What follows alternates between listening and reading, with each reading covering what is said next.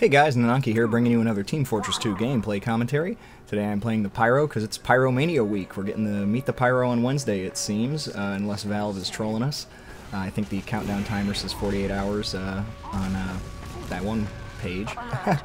And various other updates have been made, such as the new Doomsday game mode, something involving launching nuclear weapons at each other and space monkeys, I don't know.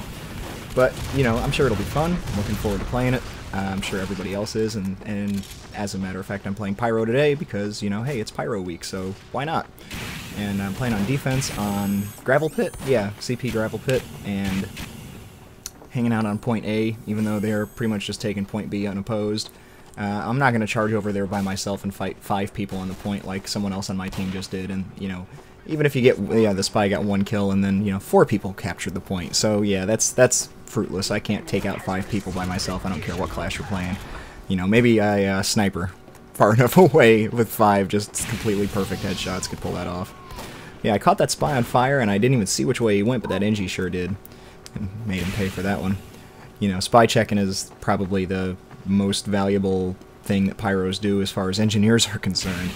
I really wish I had my home wrecker equipped later in this video, especially I'm hanging out with an NG for like probably 3 or 4 minutes, and he finally does get backstabbed and all his stuff sapped, and that's why I love the reserve shooter right there.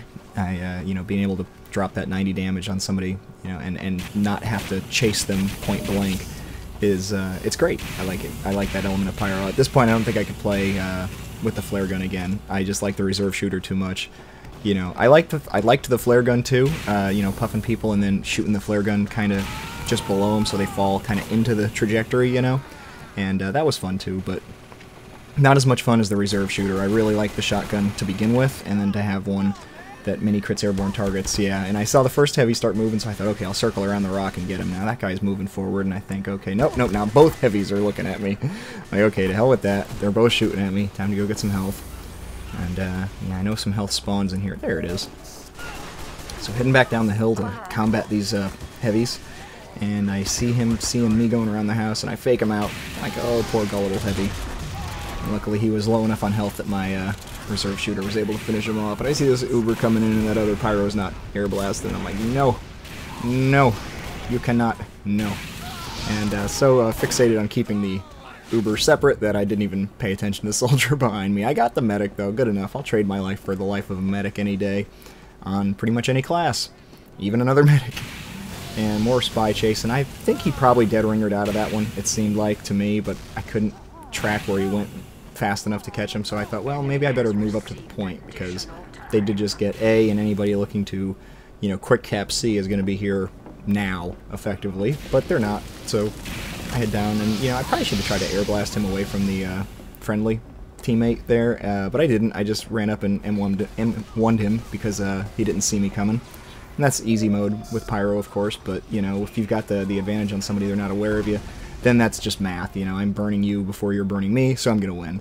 You know, anytime it's identical class versus identical class, it's kind of a herp-derp fight. Like, whoever got the drop on who first is kind of going to win, barring anyone just outright screwing up their aim. I hate this little ceiling here, kind of stops his arc, but that's okay. The other Pyro comes running in with the extinguisher, or the postal pummeler, I think it's called, that has the same effect as the extinguisher. It's just a reskin. You know, critical hits on burning enemies, and I love that teamwork, because the heavy's obviously tracking me with his minigun, and then the other Pyro comes in from the other side. And as soon as I lit those guys up, I thought, I'm going to circle around right now. And thinking they might even be running out for this health here. But nope, there he is in the corner, talking to his teammates maybe, or something. The game gave me some crits, so rather than try to puff them up in the air, I just took the crits as they were. Like, yeah, I'll take the crits, that's good. That'll finish you off just as effectively as me popping you up in the air will. I also love popping people up in the air while fighting them, because it's disorienting to suddenly be, you know, sailing airborne out of your own control. You can't really air strafe when you're being air blasted. You can to a small degree, but not at all like when you get bounced up with this explosive damage. You know, I'm trying to head back towards spawn here because obviously I'm not trying to fight a heavy with 35 health. I thought I bumped into the supply cabinet. I'm like, come on, give me my health. I'm needed out there. So I head back around the side. I've always felt like Pyro shares some traits with scouts and spies, and that it's better to charge in from the sides than it is to charge in straight. I feel like Demomen, Soldiers, and Heavies are the charge in straight classes. I hate that little ceiling lip. It catches people, and I'm not used to timing my shots that quickly. I probably should, though. Like, I thought for sure I puffed that medic, but I wasn't close enough. But that's okay. We're still holding this corner and helping this NG keep his gun up. And this life of mine goes on for a very long time, for that matter, because of this NG and holding this hallway. And yeah, it's force of habit to go head over there and try to pick up health after every little exchange, because I usually need it. But, you know, that's why Pyros are so handy to have around NGs, because, you know, you really can't do anything when you're on fire like that. You're going to be dead in a second or two, and I don't want him to kill the gun. And yeah, you're stuck in a corner. Haha. Nowhere to go on that one. And that's why I like this this setup we've got going here. And here comes another Pyro. I'm thinking, oh yeah, 2 Pyros and an NG. We will hold this hallway indefinitely. And as long as half their team keeps trying to come this direction, they won't get to the point. And another Spy, sapping and stabbing, but luckily he didn't get the NG. He only stabbed the other Pyro. So NG stuff still okay. And I know they've got at least 2 Spies. Spy check! The one named Legend and the other fellow whose name escapes me, but the fellow not named Legend. Spy number 1 and Spy number 2, we'll call him.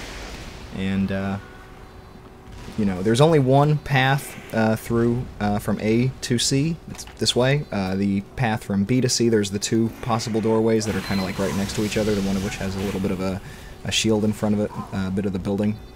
And if you want to try to come around the side at all, you have to come this way. And so this cuts off essentially 50% of the, you know, approach vectors that the enemy could have, and it's a fairly defensible position. Once they're out in the open, fighting for C, it's kind of up in the air. It's more like one-on-one, you know, and there's that Spy, and I was like, ah, if only I had the home wrecker, I could save all that crap, but no such luck, so there's nothing to defend in there anymore. I'm like, I will chase this demo man.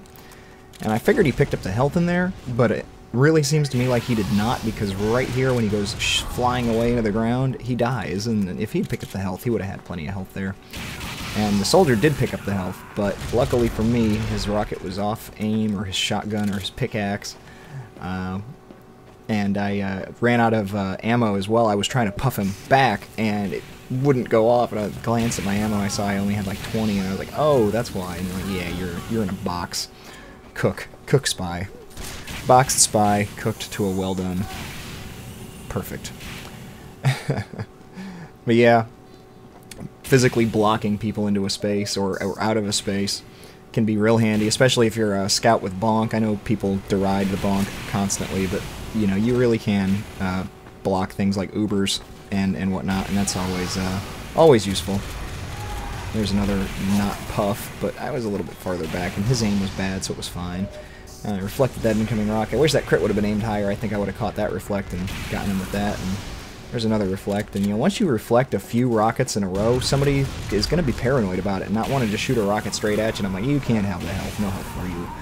And those bouncing grenades helped me out and get me the kill there. Another reason I like the regular grenade launcher over the lock and load is it's you know, spam quality. And here I'm burning the Spy, and I get backstabbed by another Spy. And, you know, if you can orchestrate that with a friendly Spy, 2 Spies working in concert of you know, slightly staggered approach where one goes in and maybe is obvious and just saps some stuff and goes running, and then the second one comes in, you will almost be certain to get people chasing that first Spy. Of course, coordinating that is not the easiest thing to do without voice chat.